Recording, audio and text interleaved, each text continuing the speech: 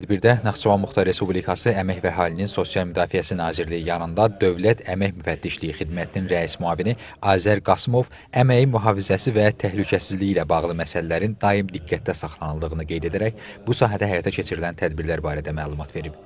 Qeyd olunub ki, bu cür görüşlərin keçirilməsində məqsəd işçilərin sağlamlığına və təhlükəsizliyinə cavab verən əmək şəraitinin yaradılmasına kömək göstərməkdir. Azərbaycan Respublikası Əmək və Əhalinin Sosial Müdafiəsi Nazirliyinin Əmək Siyasəti şöbəsinin sektor müdiri Rəşad Əhmədov və şöbənin əməkdaşı Orxan Nadirov iş yerlərində əməyin mühafizəsi, əmək məcəlləsinə edilmiş son dəyişikliklər barədə ətraflı məlumat veriblər.